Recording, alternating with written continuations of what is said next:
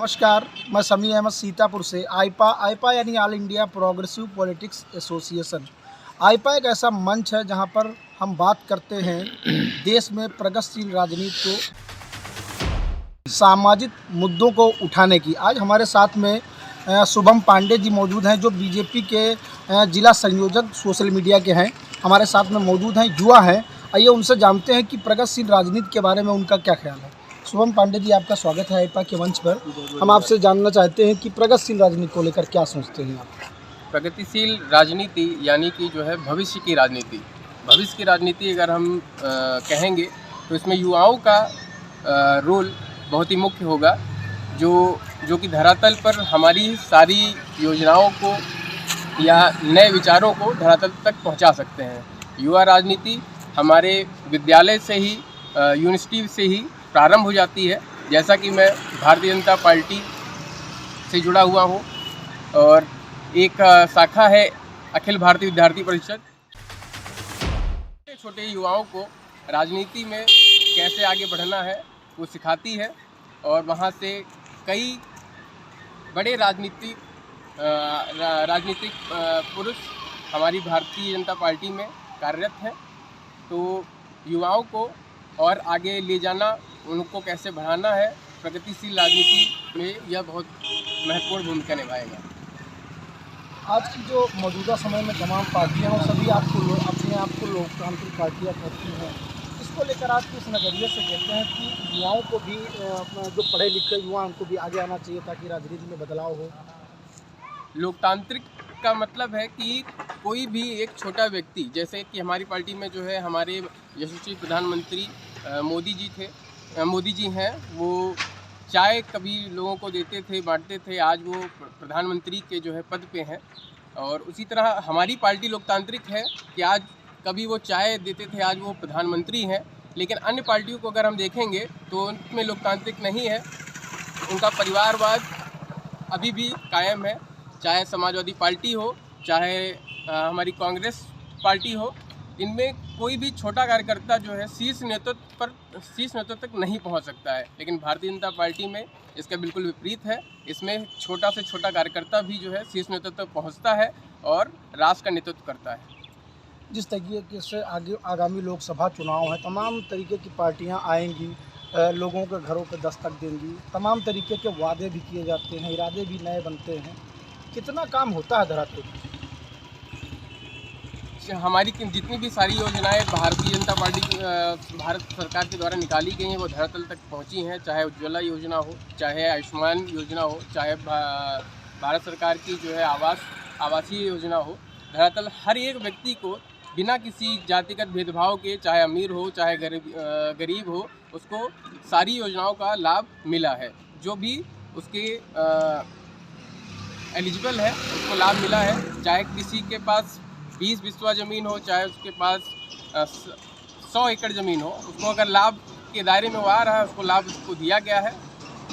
बिना जातिगत भेदभाव के सभी को आवास दिया गया है। सीतापुर के लोगों को कितना फ़ायदा मिला अभी तक? सीतापुर को जो है बहुत ही लाभ मिला है। सीतापुर उत्तर प्रदेश में अगर आप देखेंगे तो सबसे ज़्यादा अगर आवास बटे हैं तो हमारे सीतापुर जनपद में भी है। और अभी राशि का वितरण हो रहा था, तो हर जनपद में, हर मंडल में जो है राशि का भरपूर तरीके से वितरण किया गया है। पूरी जो भी सरकार की योजनाएं हैं धरातल पूरी तरीके से जो है यहाँ पर जो है लागू की गई हैं। सभी तक जो है घर घर तक जो है पहुँचाने का प्रयास किया गया है। जिनकी भी जो भी समस्याएं थी उनको सुनने का जो है कार्य किया गया है, उन समस्याओं को हल करने का कार्य किया गया है। जी, विपक्ष की अगर बात करें तो लगातार विपक्ष जो है भारतीय जनता पार्टी पर हमला करता हुआ नजर आता है। लगातार विपक्ष के द्वारा ये कहा जा रहा है कि जो भाजपा के द्वारा जो कार्य कराए जा रहे हैं वो सिर्फ लोकार्पण और शिलान्यास तक सीमित हैं। इसको लेकर आप किस नज़रिए से देखते हैं? धरातल पर अगर लोकार्पण और शिलान्यास तक ही अगर ऐसा कह रहे हैं तो यह बिल्कुल ये गलत कह रहे हैं। क्योंकि अभी एक बहुत ही बड़ी महामारी से अभी भी हम जूझ रहे हैं, जिसका नाम कोरोना है।